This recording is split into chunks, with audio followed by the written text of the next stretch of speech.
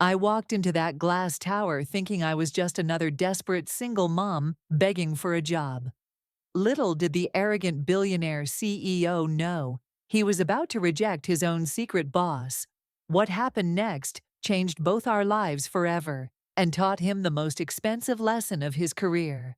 Before we dive into this incredible story of hidden identity and ultimate karma, smash that like button if you believe in justice, and subscribe for more shocking real-life stories that will leave you speechless. My name is Isabella Martinez, and 6 months ago, I was sitting in my beat-up Honda Civic, crying in the parking lot of Sterling Industries after the most humiliating job interview of my life. What the arrogant CEO Harrison Vale didn't know was that he had just rejected the woman who secretly owned 51% of his company. But I'm getting ahead of myself.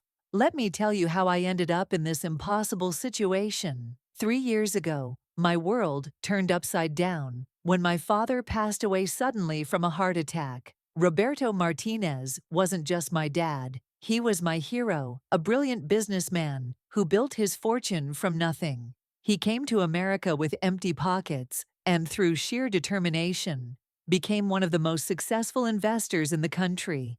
What shocked me most wasn't his death, but what I discovered afterward. Sitting in his lawyer's office, I learned that my father had been secretly investing in companies for decades. His biggest investment was Sterling Industries, a tech company he'd been funding since its early startup days. Through a complex web of shell companies and legal structures, he owned 51% of Sterling Industries, making him the majority shareholder of a company now worth over $2 billion. And he'd left it all to me. I remember staring at those documents, unable to process what I was reading. My 6-year-old daughter Lily was tugging at my sleeve, asking when we could go home, completely unaware that her mommy had just inherited control of a corporate empire. But here's the thing about my father. He raised me to believe that nothing worthwhile comes easy. He always said, "Mija, money without merit is meaningless." So I made a decision that would seem crazy to most people. I decided to prove myself worthy of this inheritance. I told the lawyers to manage everything through proxies. I would remain anonymous, and I would work my way up in the business world on my own merit. If I was going to eventually take control of Sterling Industries, I wanted to earn it through experience and hard work, not just inherit it like some entitled princess. My father would have been proud of that decision. But man, was it about to make my life incredibly complicated. For 3 years, I worked various jobs while Sterling Industries thrived under my silent ownership. Every major decision came across my desk through my lawyer, David Chen. But I rarely interfered. I trusted the management team, especially the CEO Harrison Vale, who seemed to be doing an excellent job growing the company. Our stock price had tripled, we'd expanded internationally, and everything looked perfect on paper. But then life hit me like a freight train. The marketing firm where I'd been working for 2 years suddenly downsized. And guess who got the pink slip? Yep, me. Being a single mom with no college degree makes you expendable, apparently. Suddenly, I found myself with a 6-year-old daughter to support, bills piling up, and an eviction notice taped to my apartment door. I had exactly $237 in my checking account and a heart full of pride that refused to let me touch my inheritance. I know what you're thinking. Why didn't I just reveal who I was and solve all my problems? But you don't understand. This wasn't just about money. This was about proving to myself that I could make it on my own. My father built his empire from nothing, and I wanted to do the same. Taking the easy way out would have felt like cheating, like I hadn't earned my place in his legacy. So there I was, applying to every job I could find, getting rejection after rejection. Most companies took one look at my resume. Single mom, high school education, gap in employment history, and moved on to the next candidate. I was starting to panic when I saw a job posting that made my heart race. Sterling Industries was hiring for an entry-level administrative assistant position. The irony wasn't lost on me. I was applying to work at the company I secretly owned. I spent days preparing for that interview. I researched every aspect of Sterling Industries, memorized their mission statement, studied their recent quarterly reports. The funny thing is, I probably knew more about the company than anyone else applying, considering I'd been approving their major strategic decisions for 3 years. But I was still nervous as hell. The morning of the interview, I dropped Lily off at school and gave her an extra long hug. "Mommy's got an important meeting today, mija," I told her. "Say a prayer for me, okay?" She kissed my cheek and said, "You're gonna do great, Mama. You're the smartest person I know."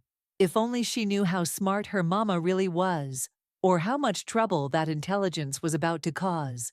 Sterling Industries occupied the top 15 floors of a gleaming downtown skyscraper.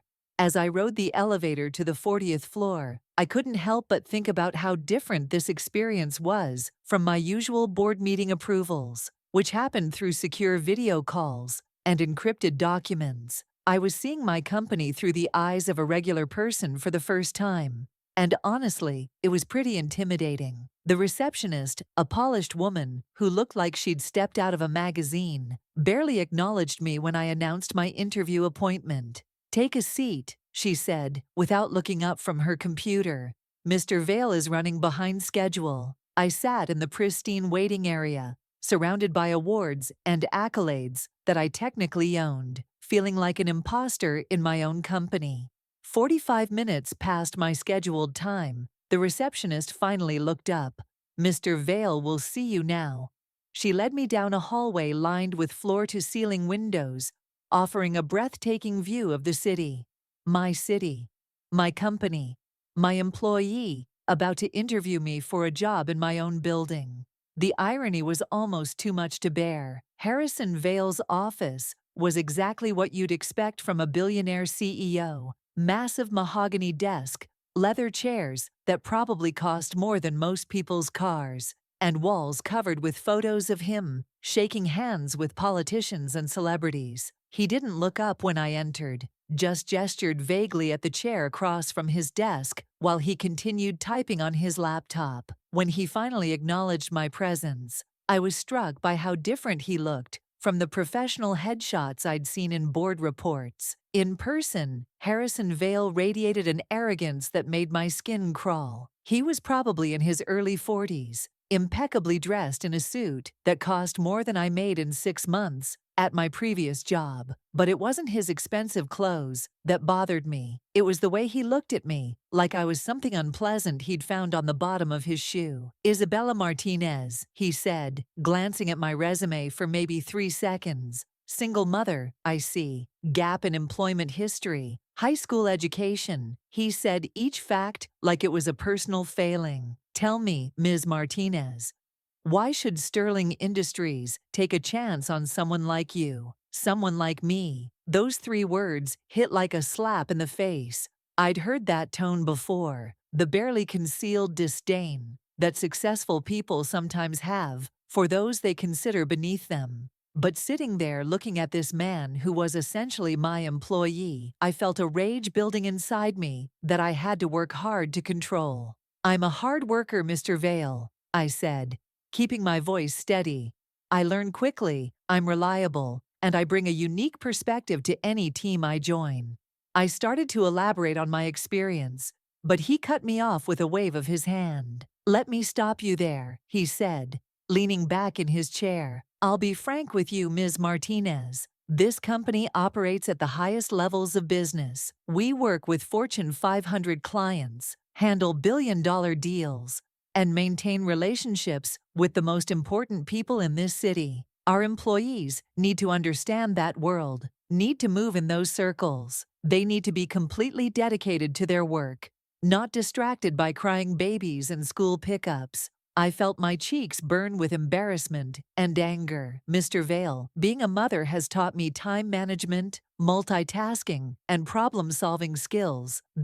Has it taught you about international finance?" he interrupted. "Corporate law, strategic planning, because those are the skills we need here, not whatever you learned changing diapers and wiping noses." The contempt in his voice was so thick I could practically taste it. Here was this man, sitting in his ivory tower, passing judgment on me based on nothing but his own prejudices. He had no idea who I really was, what I'd accomplished, or what I was capable of. More importantly, he had no idea that every bonus he'd received, every stock option he'd exercised, every strategic decision he'd implemented had been approved by me. I understand this might not be the right fit, I said, trying to maintain my dignity. Thank you for your time. Wait, he said, and for a moment, I thought he might reconsider. Since you're here, let me give you some free advice. Companies like Sterling Industries aren't looking for charity cases. We're not running a social program for struggling single mothers.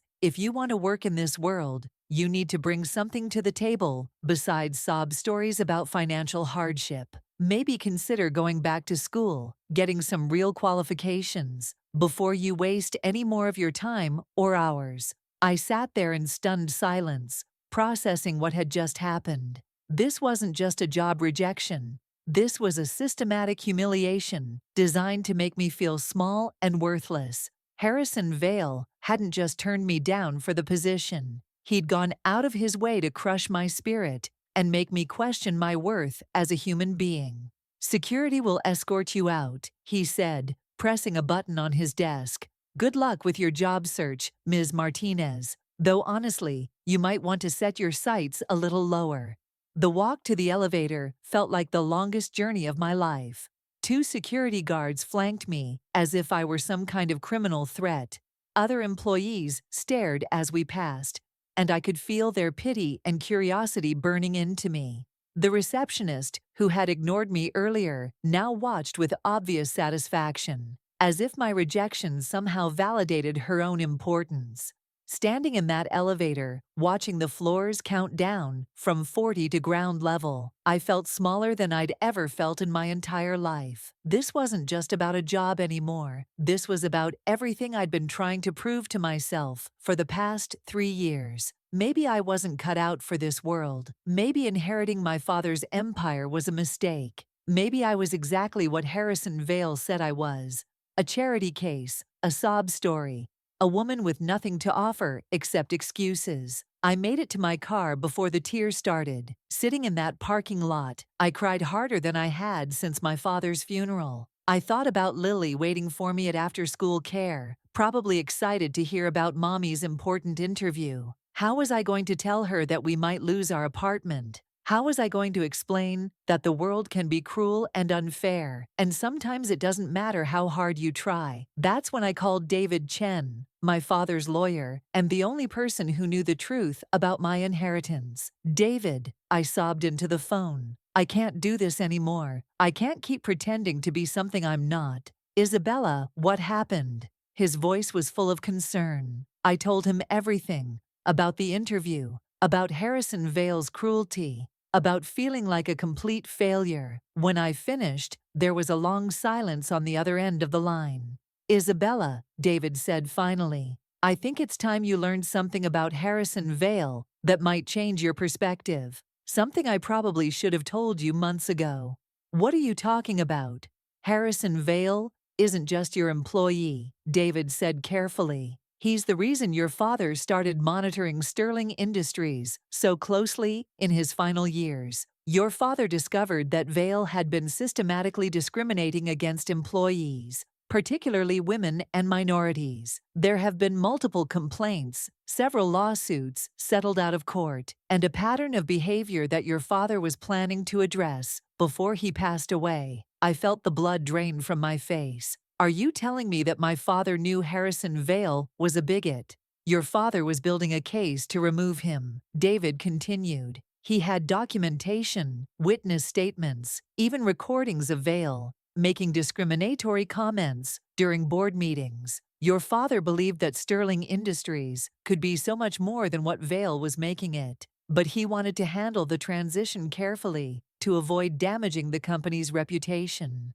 The pieces started falling into place in my mind. My father's mysterious late-night phone calls in his final months, his increased interest in Sterling Industries' day-to-day operations, his comments about cleaning house and doing what's right. He'd been planning to fire Harrison Vale and take direct control of the company. But then he died, and I inherited not just his empire, but his unfinished business. David, I said, my voice steady for the first time all day. I want to call an emergency board meeting tomorrow morning, and I want Harrison Vale to be there. Isabella, are you sure you're ready for this?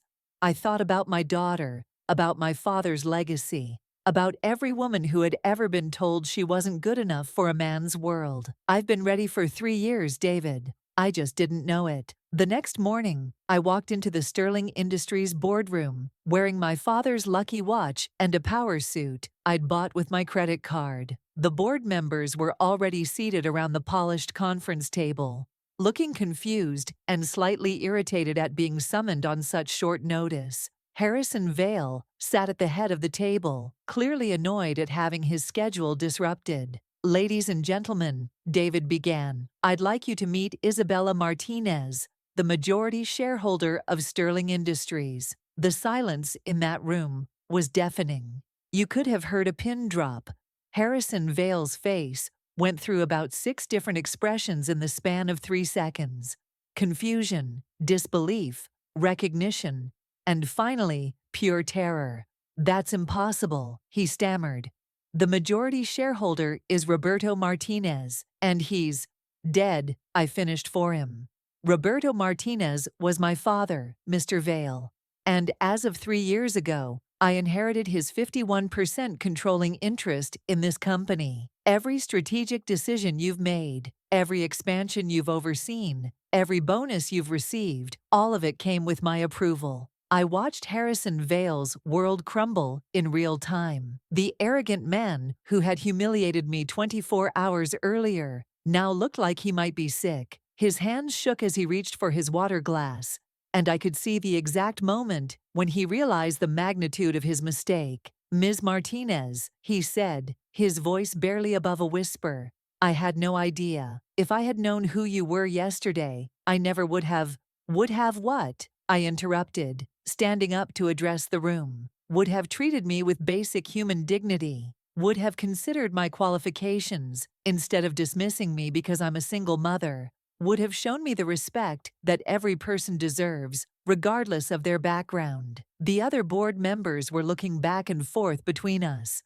clearly trying to piece together what had happened. I could see some of them starting to understand, and their expressions of shock were almost as satisfying as Harrison Vale's obvious panic. "For 3 years, I've been a silent partner in this company," I continued. "I trusted the management team, I approved strategic decisions, and I watched our stock price rise. But what I didn't know until yesterday was what kind of leader we had at the helm. What I experienced in that interview wasn't just unprofessional. It was a window into a pattern of discrimination and prejudice that has no place in any workplace, let alone one that I own." I pulled out a folder that David had prepared for me, filled with documentation about Harrison Vale's history of discriminatory behavior. "Mr. Vale, my father spent the last months of his life building a case against you. He knew about the complaints, the settlements, the toxic culture you've created here. He was planning to remove you from your position, but he died before he could act on that plan."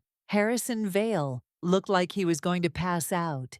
"Isabella, please, I made a mistake. I was having a bad day. I wasn't thinking clearly.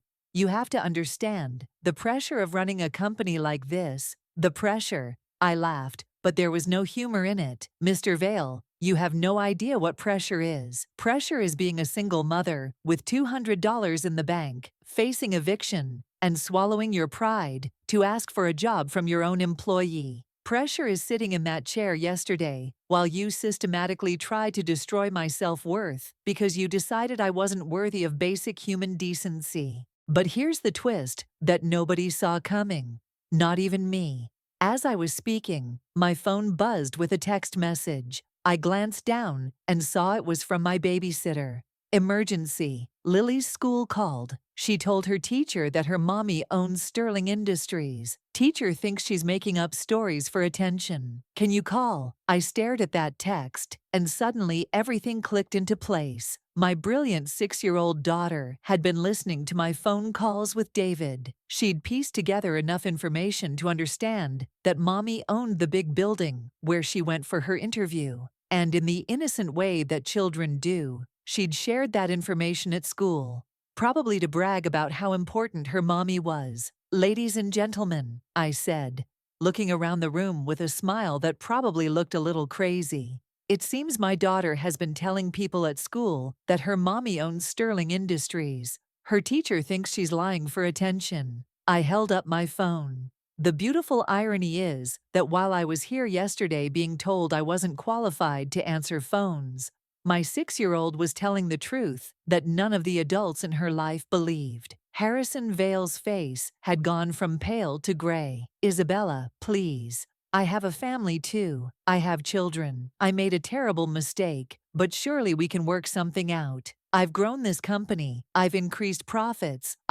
You've created a toxic environment." I cut him off. "You've discriminated against qualified candidates based on your personal prejudices. You've made employees feel unwelcome and undervalued. And worst of all, you've forgotten that every person who walks through those doors deserves to be treated with dignity and respect." I turned to address the entire board. Effective immediately, Harrison Vale is terminated as CEO of Sterling Industries. I'm assuming direct control of the company, and we're going to make some changes around here. The transformation that followed was swift and comprehensive. Within a month, I had implemented new hiring practices that focused on skills and potential rather than pedigree and connections. We started offering childcare assistance for employees, flexible work arrangements for parents, and mentorship programs for people trying to break into the corporate world. The most satisfying part wasn't the revenge, though. It was watching Sterling Industries thrive under leadership that valued every employee. Our productivity increased, our employee satisfaction scores went through the roof, and somehow, treating people with dignity and respect turned out to be incredibly profitable. Who would have thought? Harrison Vale, meanwhile, learned humility the hard way. After word spread about his discriminatory behavior, no major company would touch him. He eventually found work at a small firm in the suburbs, making a fraction of his former salary. I heard through the grapevine that he'd had to sell his mansion and move his family to a modest house. Part of me felt bad for his wife and children, but I couldn't bring myself to feel sorry for him. Sometimes karma doesn't just knock on your door, it kicks it down and moves in. 6 months later, I was sitting in Harrison Vale's former office, now redecorated to reflect my own style, when Lily came to visit after school. She walked around the space with wide eyes, taking in the panoramic city views and the awards lining the walls. "Mama," she said, climbing into the big leather chair behind my desk, "is this really all ours?" "It is, mija," I said, sitting on the edge of the desk. "But more importantly, it's what we choose to do with it that matters." "Are you happy now?" she asked, with the straightforward curiosity that only children possess. I thought about that question for a long moment. Was I happy? I was successful, financially secure, and finally living up to my father's legacy. But more than that, I had learned something invaluable about myself. I didn't need to hide who I was or apologize for my circumstances. I didn't need to prove my worth to people like Harrison Vale. I just needed to believe in myself and stand up for what was right.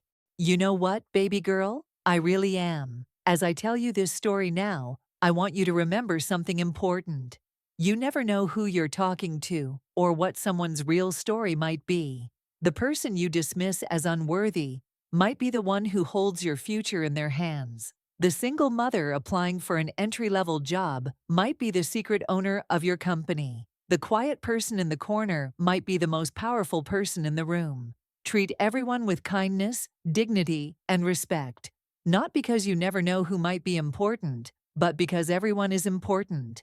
Everyone has value. Everyone deserves basic human decency. and everyone has the potential to surprise you. Harrison Vale learned that lesson the hard way. I hope you don't have to. If this story of hidden power and ultimate karma inspired you, hit that like button and share it with someone who needs to remember their worth. Subscribe and ring the bell for more incredible stories of justice served. Remember, you never know who you're really talking to. Treat everyone with respect. What would you have done in my position? Let me know in the comments below.